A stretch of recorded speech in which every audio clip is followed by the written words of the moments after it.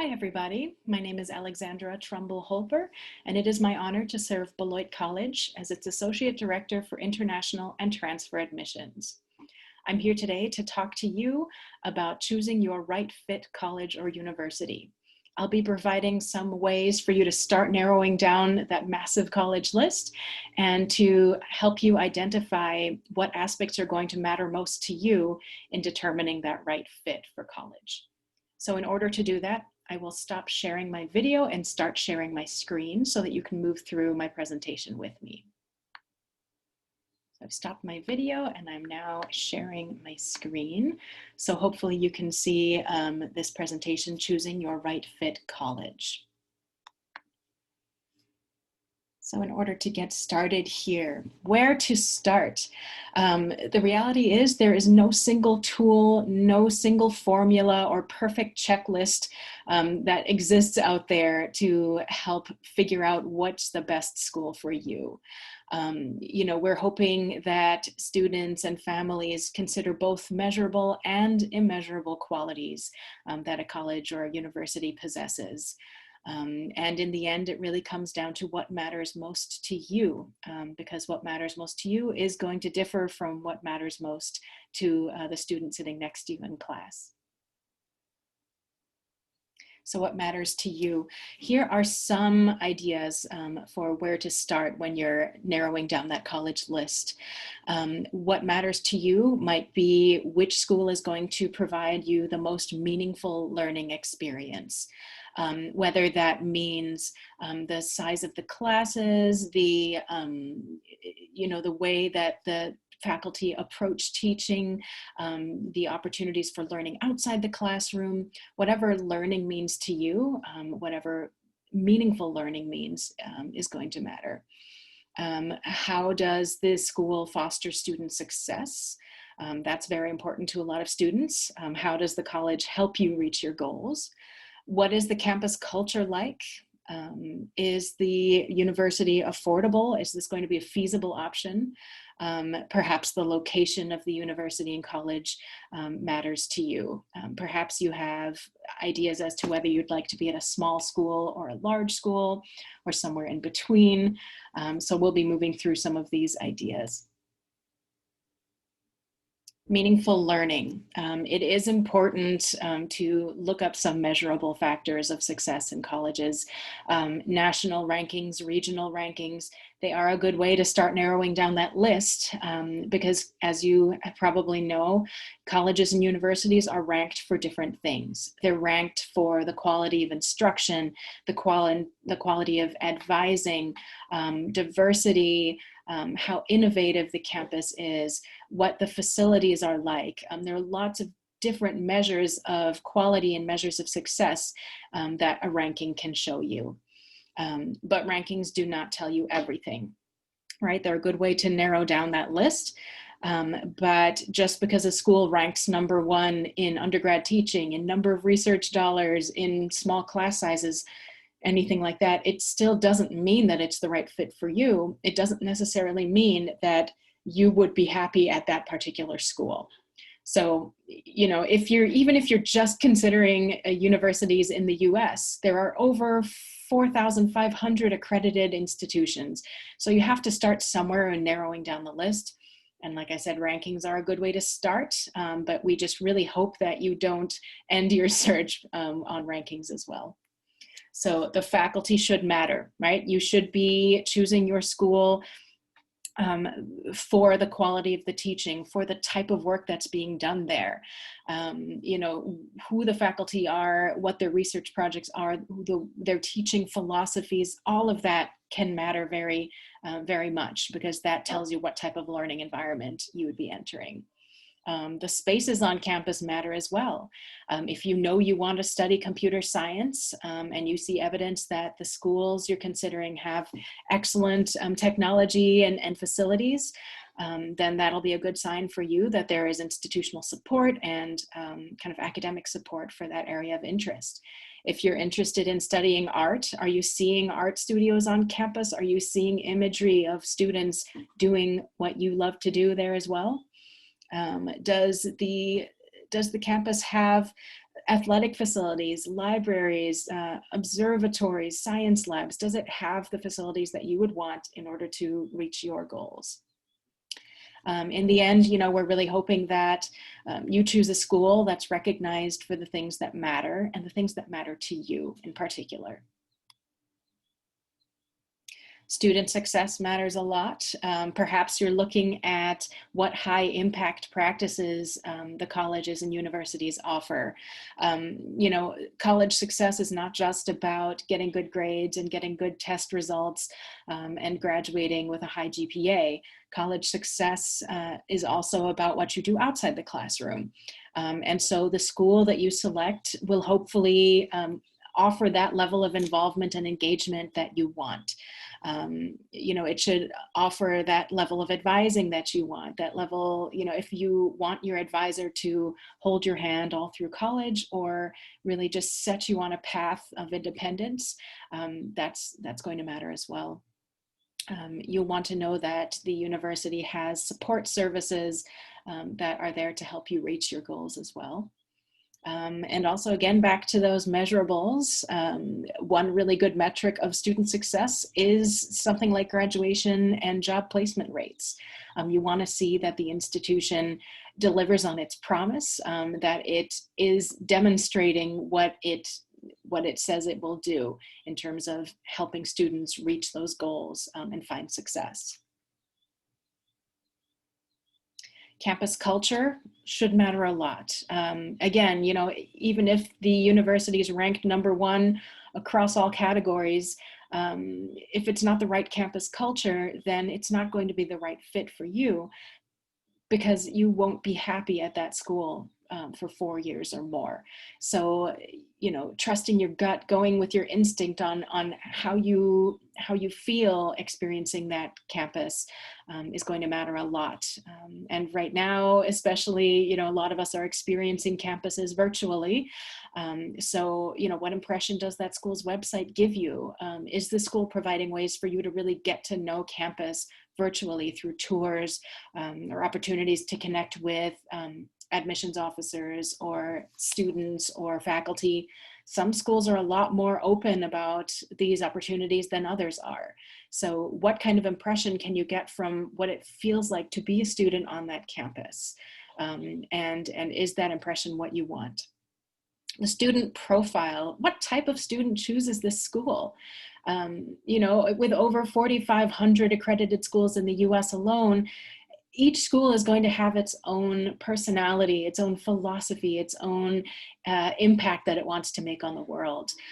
Some schools are very conservative, very research-driven.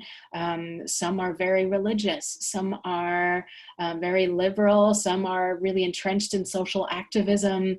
You've got to decide what type of setting is going to be most inspiring for you and for the impact you want to make. And then, what is life on campus like? What do the students do in their free time? Are there clubs and organizations that interest you? Do you sense the same type of learners or the same type of adventurous souls that are on the same campus that you want to be on? Affordability, all right, another measurable. Is the tuition, is the cost of attendance at that school something that's within reach? Does the school offer enough scholarships and aid and need-based aid to make this a feasible decision for you and your family? The affordability factor is often way higher on the list in terms of, what can help you narrow down that college search because it is a make it or break it decision. And schools will offer very, very different levels of scholarship and aid. All institutions in the US are autonomous from each other. So some of them will fall into state systems, public school systems, and might be beholden to system-wide rules about scholarships and aid. But all the others are completely independent. They all have their own budget. They all have their own ability to meet certain amounts of need. So our institution, for example, Beloit College, does offer both merit scholarships and need-based aid, and we try to meet as much need as possible. But we will offer each applicant the best package that we can, and just hope that, that it's enough so that Beloit is an affordable option for everyone. So, seeing the value in an institution is the most important thing. And then working with that institution to see if you can also swing the cost, that will be paramount importance. Location, that matters too. Perhaps that you want to be in a certain part of the country, a certain part of the world. Some students just know they want to be at an East Coast school, or some are just set on California. So doing research into the location of the school is another good way to assess whether it might be a right fit for you. Not just where it is in the country or in the world, but is that university in a big metropolitan center? Is it in a rural countryside? Is it in a small city? Is it close to a downtown, or is it in a suburban, kind of residential area? All of this can help you figure out what it would be like to be a student on that campus for 4 years. Are you going to need a car or a moped or a bicycle just to get around from building to building? Is it a walkable campus? Are you going to be able to walk from the dining hall or from your dormitory to class and make it there within 10 minutes? Or will you have to somehow rely on public transportation and figure that out? Those are all very different scenarios depending on which school you attend. For me, for example, I wanted to go to a small school with a walkable campus where I could spend my time focusing on my coursework and my clubs outside of the classroom. I didn't want to spend my time worrying about how to get to class on time, or getting lost on my way to class. So depending on what kind of student you are and what kind of setting you think you can thrive in, these are very important factors to look at. Also, where is your college compared to whatever other activity is going on in your region? Even if you're at a small school like Beloit, which happens to be in a small city, you might be within 2 hours of major metropolitan centers with dozens of Fortune 500 companies and tech centers and art centers and healthcare centers. So you've got to determine what balance is right for you. You definitely want access to the internships, to the networking, to the workshops and everything that large cities can provide. But perhaps the most inspirational learning environment for you will be some kind of balance of access to that kind of inspiration, but also being on a smaller, greener, more park-like campus where you just have room to breathe, to build your own community, and to just kind of create this new world for yourself. That's something that I looked for as someone coming from a large high school in a big city. I definitely sought out that balance, that smaller, greener, more community, more communal type space, knowing that I would have access to everything in the big cities. Climate will also matter. We really encourage students not to shy away from a school that might be in a 4-season climate as opposed to 2-season, or one where it does indeed get below freezing. In the US, if you're anywhere, gosh, I mean, the top half of the US, you're going to pretty much get 4 seasons. So if you're looking at schools there, just know that will be a part of your college experience. A lot of us think that it enriches the college experience because you will find ways to enjoy these beautiful campuses all year round, and find ways to find joy and inspiration as well in the passing of the seasons. So but just be aware of what you're getting yourself into regarding climate and location. So what's your it factor? That's what it comes down to for me. These are some of the immeasurable, the intangible questions that I would argue are as important as those measurable ones, those ranks, those reputations, those figures, the facts, the graduation rates, all those numbers, though they matter. But what really matters as well is, can you truly see yourself at that school? Will that school help you reach your goals? Will you feel at home there? And can you do good? Can you do good work? Can you make positive changes? Can you be, can you contribute to that campus culture in positive ways? Can you do that at that school? And I would encourage you to trust your gut. Don't stifle whatever gut impression you have about one school or another, because that matters. In closing again, the numbers can look really good on paper, but you're making a huge decision here, one that's not only going to affect the next 4 years of your life, but the next 40 years, of your career and of the life that you make for yourself after college.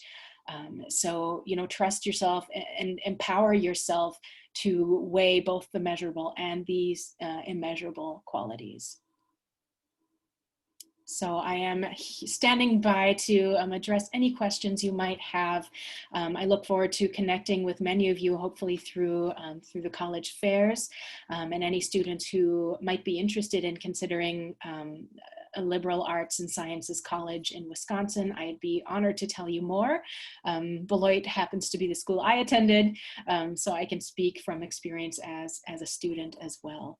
So I'm thanking you very, very much for your time, and I hope to hear from you soon. Bye-bye.